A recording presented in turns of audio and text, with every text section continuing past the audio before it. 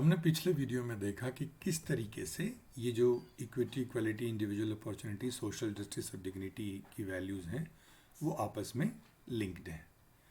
सबसे पहले आइए देखते हैं इक्विटी क्या है।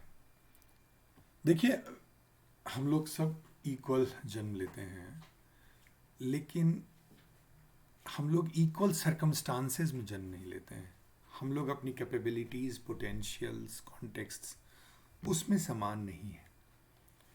डिफरेंसेस को ध्यान में रखते हुए फेयरनेस को अचीव करना, ये इस लक्ष्य के साथ जो हायरार्की को दुरुस्त करना, इस लक्ष्य के साथ इक्वलिटी को अचीव करना, इस लक्ष्य के साथ जो मेजर्स लिए जाते हैं उसी को हम इक्विटी कहते हैं। इक्विटी का जो सिंपलेस्ट डेफिनेशन है वो सिंपल मतलब है fairness. Equity is the quality of being fair, impartial, just और unbiased। यदि हमारे घर में 4 लोग हैं और 16 चपातियाँ बनती हैं तो 4-4 चपाती चारों को देना वो इक्वालिटी है। लेकिन चारों की कैपेसिटी डिफरेंट है, चारों के रिक्वायरमेंट डिफरेंट है, चारों की कॉन्टेक्स्ट डिफरेंट है, तो आइडियली हमें 4-4 नहीं देना चाहिए। सब डिफरेंसेस को एक्नॉलेज करके किसी के लिए 2 रोटी काफ़ी है और किसी के लिए 6 रोटी की आवश्यकता है। ये जो मैकेनिज्म है, लेकिन अल्टीमेटली उन चारों का जो सेटिस्फैक्शन का लेवल है वो सेम है। तो एंड रिजल्ट जो है वो इक्वालिटी है, और एंड रिजल्ट तक पहुंचने का जो तरीका है, जो फेयर ट्रीटमेंट है, यदि मेरे पाँव काम नहीं करते तो मुझसे आप 200 मीटर की रेस दौड़ने के लिए वही समय की सीमा नहीं रख सकते जो आपने उनके लिए रखी है जिनके दोनों पांव सलामत हैं। तो अल्टीमेटली इक्विटी बेसिकली क्वालिटी है इम्पार्शियल होने का, अनबायस्ड होने का, फेयर होने का, और अल्टीमेटली जैसा मैंने कहा it is a means to achieve equality. ये इक्वालिटी की तरफ ले जाने का तरीका है। और नॉर्मल पॉलिटिकल कॉन्टेक्स्ट में, सोशल साइंसेज में, सोशल कॉन्टेक्स्ट में जो आप सुनते हैं पॉजिटिव डिस्क्रिमिनेशन या अफर्मेटिव एक्शन, तो अल्टीमेटली ये जो पॉजिटिव डिस्क्रिमिनेशन है, अफर्मेटिव एक्शन है, वो आप देखते होंगे कि people are treated fairly but differently. Affirmative action और पॉजिटिव डिस्क्रिमिनेशन का उदाहरण ही है रिजर्वेशन। एक पर्टिकुलर कास्ट को, एक पर्टिकुलर ट्राइब को रिजर्वेशन जब दी जाती है तो जिनको रिजर्वेशन नहीं मिली है वो कहते हैं कि ये तो डिस्क्रिमिनेशन है हमारे साथ। लेकिन जिन वंचित समुदायों को हिस्टोरिकली डिस्क्रिमिनेट किया जाता रहा है, उस डिस्क्रिमिनेशन को दुरुस्त करने के लिए उनको वो सुविधाएं दी जाती हैं जो बाकियों को नहीं दी जाती हैं। तो सोशल साइंटिस्ट जो हैं, पॉलिटिकल साइंटिस्ट कहते हैं कि डिस्क्रिमिनेशन ज़रूर है, लेकिन एक ऐसा डिस्क्रिमिनेशन है पॉजिटिव डिस्क्रिमिनेशन। सोशल इक्वलिटी लाने के लिए डिस्क्रिमिनेशन ज़रूरी है। कई कॉन्टेक्स्ट में इसी के लिए शब्द है अफर्मेटिव एक्शन, ताकि जो डिस्क्रिमिनेशन की वजह से पीछे रह गए हैं उनको वो आगे आने का मौका मिले। मैं कुछ डायग्राम से आपको दिखाने की, कुछ फोटोग्राफ्स, कुछ इमेजेस के थ्रू आपको ये समझाने की कोशिश करता हूँ। ये अपने बहुत मशहूर कहानी है, लोमड़ी और सारस की कहानी, क्रेन एंड फॉक्स की स्टोरी, कि कैसे फॉक्स ने सारस को लंच पे बुलाया और किस तरह का बर्तन दिया, और अल्टीमेटली आपको पता है कि आप देख रहे हैं कि इक्वल ट्रीटमेंट है, दोनों को एक जैसा ट्रीट किया जा रहा है, लेकिन जो सेटिस्फैक्शन लेवल है वो फॉक्स की कुछ और होगी, और आपको पता है कि जो सारस है वो कुछ नहीं कर पाएगा। फिर सारस ने उसको बुलाया, सारस ने भी इक्वल ट्रीटमेंट किया, और आप देखेंगे किस तरीके का बर्तन है। इसमें जो सिर्फ सारस है उसी की जो भूख है वो समाप्त होगी, लेकिन जो लोमड़ी है वो उस तक भोजन नहीं पहुंचेगा। आपने ये भी देखा होगा, रेस में आप देखें कि लेन बांट दी गई है और ये 3 धाविकाएं हैं जो एक ही लेवल से शुरू कर रही हैं, लेकिन आपको पता है कि हम ऐसा नहीं करते हैं। टिपिकली जब रेस शुरू होती है तो उसको हम स्टैगर्ड स्टार्टिंग कहते हैं। तो आप देखें कि जो एक धाविका है वो पीछे खड़ी है, एक आगे खड़ी है, तो ऐसा लग रहा है कि ट्रीटमेंट अनइक्वल है, लेकिन जो आगे खड़ी है उसको एक लंबी दूरी वो घूम करके ज़्यादा जाना पड़ेगा, उसको बैलेंस करने के लिए जो शुरुआत है वो स्टैगर्ड है। तो आपको जो इक्विटी मेजर्स हैं वो ऐसा लग सकता है कि ये अनइक्वल ट्रीटमेंट है, लेकिन अनइक्वल तो है लेकिन ये फेयर है, क्योंकि उसका जो आउटकम है वो इक्वलिटी की तरफ ले जाने वाला है। इक्विटी बच्चों के सेंस में बेसिकली जो है वो ये है कि बच्चे की जो डेवलपमेंटल कैपेसिटी है वो फुल ब्लूम पे जाए, उसको आ, आगे बढ़ने के लिए जो सपोर्टिव स्ट्रक्चर चाहिए वो हों, जो ऑब्स्टेकल्स हैं वो हटाए जाएं जो इनसे बच्चों को नुकसान हो रहा है। तो इक्विटी बच्चों के सेंस में कहें तो वो यही है, वो सारे कदम जिससे बच्चों की कंप्लीट डेवलपमेंटल कैपेसिटी उजागर होती है, उसमें कुछ सपोर्टिव स्ट्रक्चर खड़े करने होते हैं, जो ऑब्स्टेकल्स हैं उनको हटाना पड़ता है, नेगेटिव पॉलिसी को दुरुस्त करनी पड़ती है। For example children with physical, mental और इमोशनल डिसेबिलिटीज़ जो हैं उनको उनके साथ सेम ट्रीट नहीं किया जा सकता जिनमें ये डिसेबिलिटी नहीं है। कलेक्टिवली और इंडिविजुअली हर बच्चा जो स्पेशल नीड का है वो डिफरेंट ट्रीटमेंट की ज़रूरत है ताकि उसका जो आउटकम है वो इक्वल हो सके। आइए देखते हैं इक्वलिटी क्या है। इक्वलिटी अल्टीमेटली एक टर्मिनल वैल्यू है, state of being equal, specially in status, rights और opportunities. It is about ensuring that every individual has an equal opportunity to make the most of their lives and talents. It is also the belief that no one should have poorer life chances because of the way they were born, where they come from, and what they believe or whether they have a disability. मतलब किसी को जन्म, जाति, धर्म, क्षेत्र, लिंग, विचारधारा इसके आधार पर किसी को भेदभाव न किया जाए। और ये रियलाइज़ करते हैं कि हिस्टोरिकली कुछ ग्रुप्स ऐसे हैं जिनके साथ ऐसा हुआ है, उनके साथ race, caste, religion, sex, nativity, language, disability status, sexual orientation, इस आधार पर भेदभाव किया जा रहा है, इसलिए उनके लिए स्पेशल प्रोविजंस की ज़रूरत है। तो इक्वलिटी का जो एक अर्थ है नॉन डिस्क्रिमिनेशन या सेमनेस और सेम ट्रीटमेंट, बट एक्चुअली इसका मतलब होना चाहिए elimination of all the hierarchies, provision of positive rights. But दिक्कत यह है कि कई बार सेम ट्रीटमेंट जो है वो इनइक्वालिटी को रीइंफोर्स करती है, जैसा मैंने आपको इक्विटी के एग्जांपल में दिखाया कि यदि हम सबको बराबर रोटियां बांट दें तो उससे जो इनइक्वालिटीज़ है, कोई भूखा रह जाएगा और किसी का पेट खराब हो जाएगा।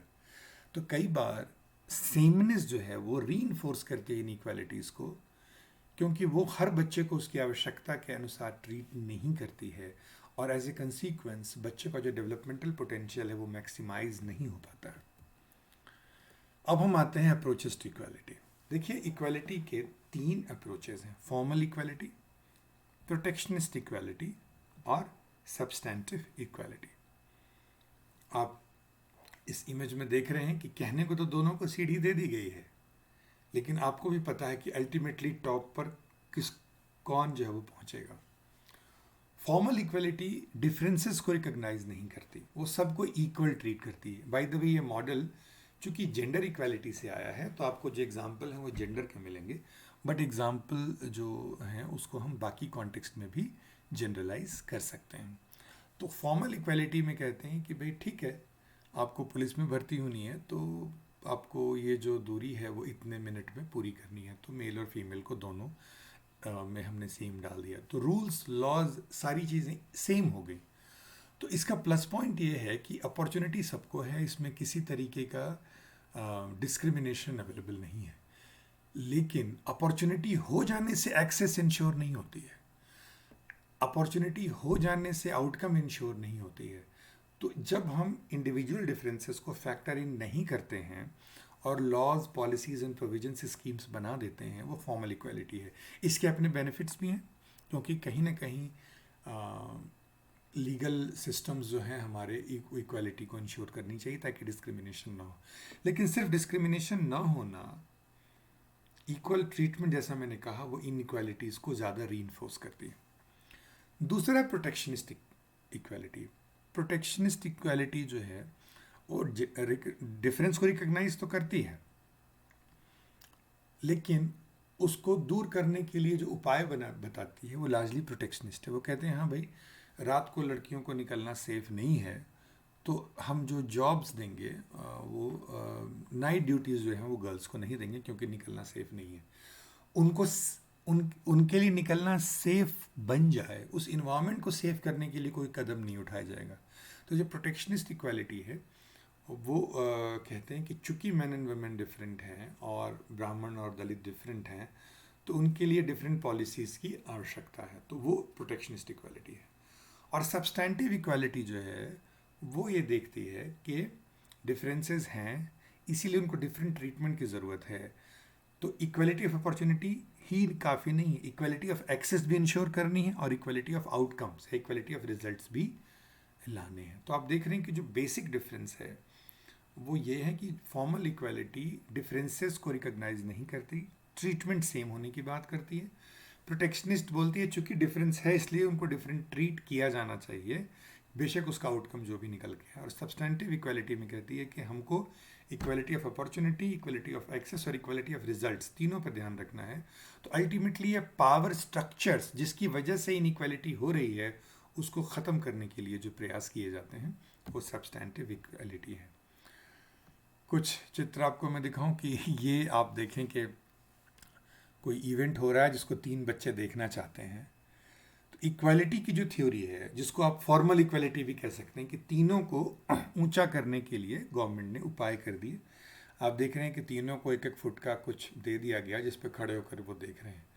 तो आप देखें कि रियलिटी क्या है। रियलिटी में देखें कि एक बच्चा कहाँ पे है, दूसरा बच्चा कहाँ है और तीसरा कितनी ऊंचाई पे है। इक्वल ट्रीटमेंट में सरकार क्या करेगी, चलो भाई तीनों को 1-1 डिब्बे दे दिए। बट इक्विटी क्या है, इक्विटी में देखें तीनों बच्चों के जो सिर हैं वो एक लेवल पे हैं, पैर एक लेवल पे नहीं है। बट इक्वालिटी में तीनों बच्चों के पैर एक लेवल पे, इक्वल ट्रीटमेंट दिया गया है। लेकिन आप देखें कि एक बच्चे को इक्विटी में कुछ भी नहीं दिया गया है, नो रिजर्वेशन। एक बच्चे को थोड़ी रिजर्वेशन दी गई है और दूसरे को ज़्यादा रिजर्वेशन दी गई है। लेकिन अब यह है कि तीनों उस मैच को देख पा रहे हैं जो देखना चाहते हैं। लेकिन रियलिटी में जो इनइक्वालिटी है वो देखें कि अब कितनी ग्लेयरिंग इनइक्वालिटी है ना। तो अब इस तक फल जो है वो आसानी से पहुंच रहा है, अपॉर्चुनिटी तक एक्सेस है, और दूसरे को किसी तरीके की कोई एक्सेस नहीं है। अब इक्वालिटी जो सेम ट्रीटमेंट वाली है, देखो दोनों को सीढ़ी दे दी गई है, लेकिन आप देखें कि एक को फ्रूट्स मिल रहे हैं और दूसरे को नहीं दिए गए हैं। तो इवन डिस्ट्रीब्यूशन के ये नुकसान है जो आपको दिख रहे हैं। तो जो फॉर्मल इक्वालिटी है उसमें फिर यही होता है कि अल्टीमेटली जिनके लिए हम कुछ करना चाहते हैं उन तक उनके फ्रूट्स नहीं पहुंच पाते। और ये जो इमेज है वो प्रोटेक्शनिस्ट मॉडल के हैं। वो देखें कि ये थोड़ा सा धुंधला है, लेकिन इसको मैं इंटरप्रेट करूं तो देखें कि डाल पर एक बंदर है, एक पक्षी है जो पिंजरे में है, और लोमड़ी जैसा कोई जंतु है जो वो कुछ किसी बर्तन से कुछ खा रहा है। तो अब ये बोल रहे हैं कि चूंकि चिड़िया के लिए वो ठीक नहीं है, चिड़िया और फॉक्स जो है वो, सारस और फॉक्स जो है वो डिफरेंट हैं, इसलिए उनके जो हम उनको डिफरेंटली ट्रीट करेंगे। बेशक उनका जो है उसमें देख रहे हैं कि अब क्या हो रहा है, प्रोटेक्शनिस्ट मॉडल में भी अल्टीमेटली जो इनइक्वालिटीज़ हैं वही रीइंफोर्स हो रही हैं। सब्सटैंटिव जैसा मैंने कहा कि equality of opportunity, equality of access, equality of results, तीनों। अब इसमें देखें कि सारस, बंदर और फॉक्स, तीनों को उसके हिसाब के बर्तन दिए गए। करेक्टिव मॉडल ऑफ इक्वालिटी है।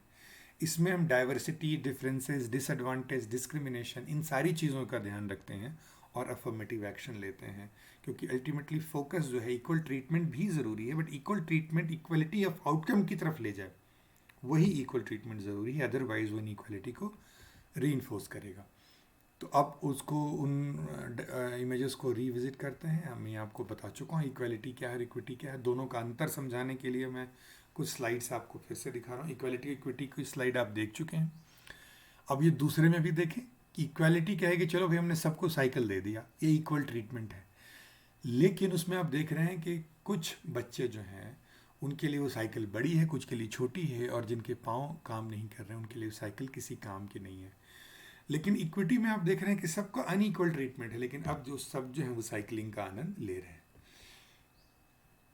इक्वलिटी और इक्विटी के अंतर आपने देख लिया होगा कि इक्विटी जो बेसिकली है फेयर ट्रीटमेंट है, डिफरेंसेस को ध्यान में रखकर इनइक्वल ट्रीटमेंट है, लेकिन आउटकम जो है वो इक्वल है, वो सेम है। तो आप देख रहे हैं इक्विटी रास्ता है और इक्वालिटी रास्ता जिस मंजिल तक ले जाता है वो अल्टीमेट लक्ष्य है। इंडिविजुअल अपॉर्चुनिटी और बाकी के जो कॉन्सेप्ट हैं वो हम अगले वीडियो में करेंगे।